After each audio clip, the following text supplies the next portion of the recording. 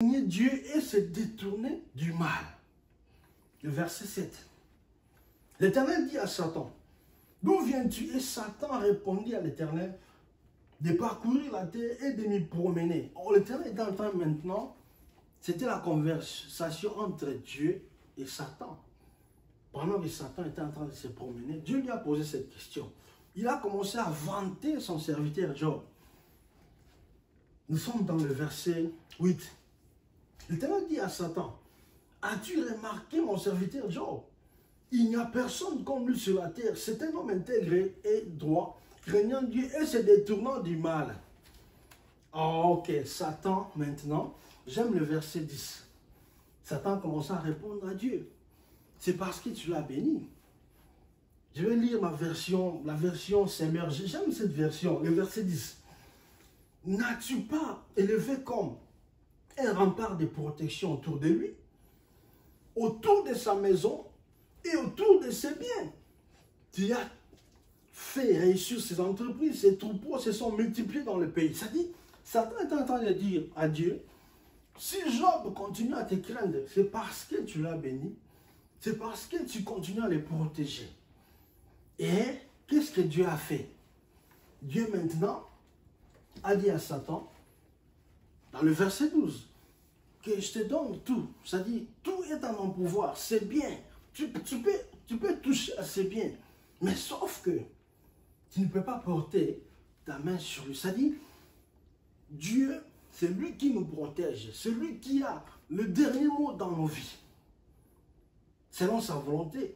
Satan n'a pas le pouvoir de nous détruire. Ça dit, je parle aux bien-aimés. Ça dit, je parle aux rachetés. Je parle à ceux-là qui continuent à craindre Dieu. Si tu marches avec Dieu, même si Satan vient dans ta vie pour chercher quelque chose de mauvais, mais sache-le qu'il n'y aura pas le pouvoir de toucher à ton âme. C'est-à-dire, il n'a pas le pouvoir de te faire mourir. Cela est réservé à Dieu. Dites Amen, bien-aimé dans le Seigneur. Amen. Bien-aimé dans le Seigneur. La Bible dit, après cela, Job a commencé à souffrir. Le Seigneur a donné le pouvoir au diable de toucher au bien des Job. Job a perdu ses biens. Il a commencé à perdre ce bœuf, les ânesses. Il y a beaucoup, les serviteurs, les brebis, les chameaux et ses enfants. Malgré tout cela, il dit que Job a continué à craindre Dieu. Il a continué.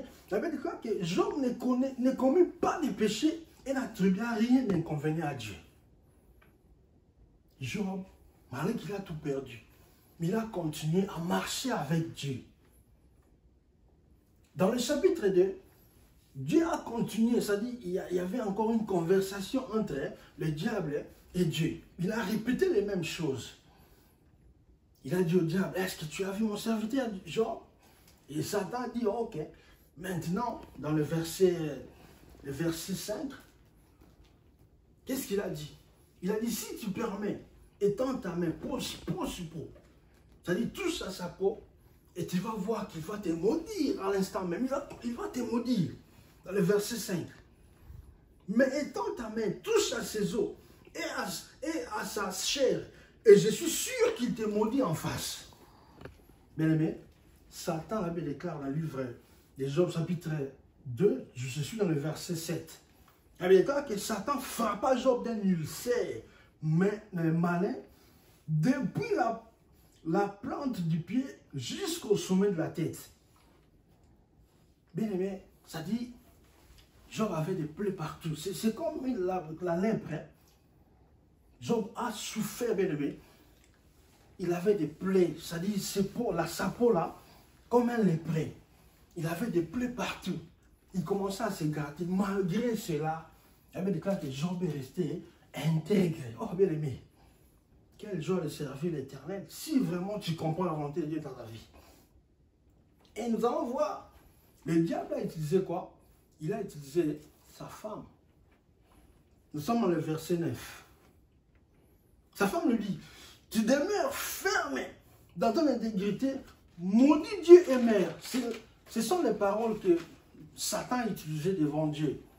Et ces paroles-là, c'est sa femme qui aurait répété les mêmes paroles. Job a dit, il a répondu, tu parles comme une femme insensée. Quand nous recevons de Dieu les biens, et nous ne recevons pas aussi les mal. En tout cela, Job ne pécha point par ses lèvres. Malgré que sa femme l'a poussé à maudire Dieu comme Satan le souhaitait, mais Job est resté intègre. Bien dans le Seigneur, allez-y comprendre. La volonté de Dieu, ça pourrait aussi se définir sous forme des épreuves. C'est-à-dire, certaines circonstances peuvent paraître bonnes ou mauvaises dans ta vie, selon la volonté de Dieu. Mais si tu ne comprends pas cela, tu ne vas pas vivre la gloire de l'Éternel dans tout ce que tu fais et tout ce qui t'arrive dans la vie. Il faut savoir, comprendre ce que Dieu veut par rapport à ce que tu vis. Et nous allons voir dans le livre de Luc, chapitre 3, verset 16. Qu'est-ce que Jean-Baptiste a dit? Il a dit, Jésus-Christ, lui, il vous baptisera du Saint-Esprit et de feu. C'est-à-dire que si vous recevez le Saint-Esprit, vous recevez Jésus-Christ dans ta vie, tu le reçois comme sauveur, Seigneur et Sauveur, tu as le Saint-Esprit, il y aura le feu. Le feu, c'est quoi? C'est les épreuves. C'est-à-dire, Dieu pourrait permettre certaines circonstances dans ta vie, sous forme d'épreuves, pour que tu puisses continuer à le servir, et Dieu va vraiment te mesurer par rapport à ces épreuves, et les épreuves que Dieu permette à ce que nous puissions vivre, c'est aussi sa volonté. Bien aimé, il y a certaines personnes, ils se sont mariés il y a plusieurs années, jusque-là, ils continuent à chercher des enfants. Il y a des cas de stérilité. Bien aimé, les épreuves peuvent aussi se définir comme les célibats prolongés, comme des maladies incurables, comme des souffrances extrêmes. Nous avons des échecs répétitifs. Nous avons des maladies héréditaires, des limitations. Nous avons les rejets. Certaines portes peuvent être fermées devant toi. Mais c'est Dieu qui te fait passer par ces épreuves. Il y a la pauvreté aussi. Il y a la malédiction, il y a les mauvais sorts. Peut-être ça pourrait être des épreuves que Dieu te fait passer. Dieu utilise ça pourquoi? Parce qu'il veut que tu continues à être fidèle et intègre. Et nous allons voir les trois amis de Job. Dans Job chapitre 2, le verset 11. Nous avons Eliphaz de Taman, Bildad de Shua, nous avons Tchofa. Ces deux amis avaient des discours différents. Ils avaient cru que c'est Dieu qui était en train d'attirer ses malheurs à Job. C'est-à-dire, si Job souffrait, c'est parce que Dieu était en train de le punir. Bien aimé dans le Seigneur, parfois tu traverses des moments difficiles dans ta vie. Personne ne comprend cela. Peut-être que c'est Dieu qui veut. Il y avait des cas que certaines souffrances sont comme douleurs d'enfantement. C'est-à-dire, quand une femme est enceinte, elle aura certaines douleurs.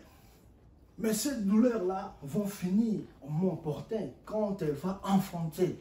C'est-à-dire, si Dieu veut t'élever, parfois il peut te faire passer par certaines épreuves. Mais ce que Dieu veut, que tu puisses rester dans sa présence, que tu puisses rester intègre, que tu puisses continuer à le servir, à lui faire confiance. Raison pour laquelle David a dit, enseigne-moi à faire ta volonté, car tu es mon Dieu, que ton bon esprit me conduise sur la voie droite. Dieu veut que tu puisses rester sur sa voie. Et Job, malgré qu'il a beaucoup souffert, dans ses douleurs, il a eu la révélation. Nous sommes dans Job chapitre 19, verset 25, jusqu'à 27. Et il déclare que Job, il a crié un jour. Mais je sais que mon Rédempteur est vivant et qu'il se lèvera le dernier sur la terre. Bien-aimé dans le Seigneur, malgré que tu souffres, malgré que tu passes par des épreuves, mais sache-le que si tu continues à marcher avec Dieu, il est le Rédempteur, il va se lever le dernier pour mettre fin à tes épreuves. Je parle à quelqu'un, bien aimé, même si tu traverses des moments difficiles, des moments de stérilité dans ta vie, tu cherches à concevoir, mais sache que Dieu que tu continues à faire confiance, va te donner des enfants. Amen. Bien-aimé dans le Seigneur, je parle à quelqu'un qui passe par les feux, il passe par des épreuves, des portes sont fermées devant toi, et tu ne vois rien dans ta vie, il y a des échecs répétitifs, il y a des maladies, il y a la mort qui commence à ravaler ta famille. Moi, j'apporte la bonne nouvelle, que le Rédempteur se lèvera le dernier et va mettre fin à cela dans le nom puissant de Jésus-Christ. Au nom de Jésus-Christ. Job a continué. Dans le verset 26. Quand ma peau sera détruite, il s'élèvera. Quand je n'aurai plus de chair, je verrai Dieu. Oh bien-aimé dans le Seigneur. Même si tu traverses des moments difficiles, même si cette souffrance continue à s'aggraver, comme Shadrach, Meshach, Abednego, dans la fournaise ardente, la Bible déclare qu'ils ont réglé le feu 7 fois plus qu'avant. Mais les souffrances peuvent se répéter, les difficultés peuvent se répéter, mais c'est parmi les épreuves que Dieu utilise, parce que Job a dit, je verrai Dieu même dans ma souffrance. Bien aimé, je déclare à quelqu'un que tu verras Dieu même dans le temps, le moment de ta stérilité. Tu verras Dieu même si tu traverses des moments difficiles, même ta maladie, même si tu as perdu l'emploi, même si tu continues à chercher partout, tu ne vois rien, mais tu verras Dieu. Dieu se fera voir parce qu'il voit que tu marches dans sa volonté. Bien aimé Seigneur. Job, il a continué. Je le verrai et il me sera favorable. Mes yeux le verront et non ceux d'un autre. Bien aimé, Job a dit, Dieu se fera voir, il me sera favorable. J'annonce à quelqu'un ce matin, que la faveur de Dieu te soit accordée. Amen. Mon Dieu te sera favorable. Amen. Mon Dieu te sera favorable. Amen. Bien aimé, continue à marcher avec Dieu. Amen. Tu verras Dieu. Amen.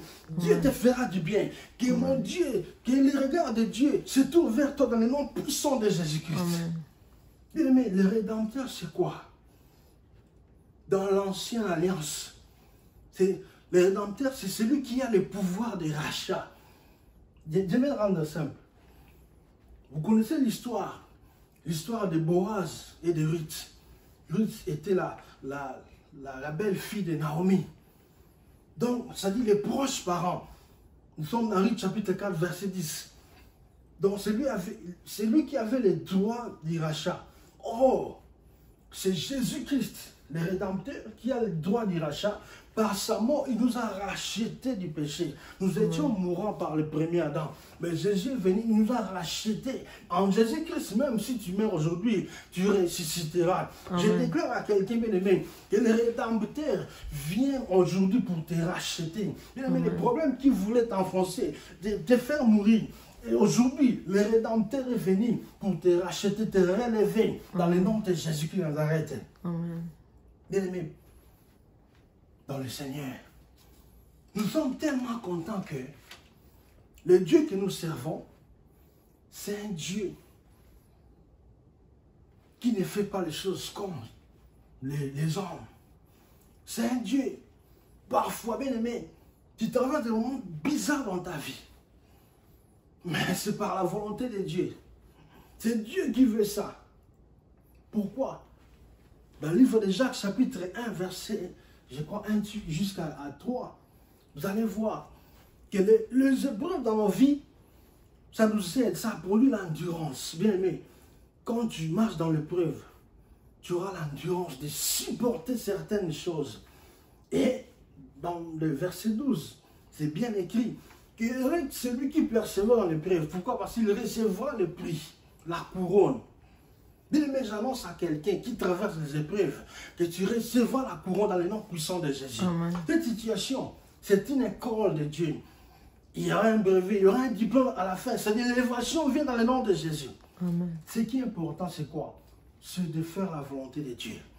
La raison pour laquelle Job a dit, dans le livre de Job, chapitre 32, le verset 8, mais en réalité, dans l'homme, c'est l'esprit, le souffle de Tout-Puissant qui donne l'intelligence. Ah, nous allons marier cela dans les deux versets que nous avions lus au début. Pour marcher, pour faire la volonté de Dieu, pour marcher sur la volonté de Dieu, il faut avoir quoi? le Saint-Esprit. Comme Job a dit.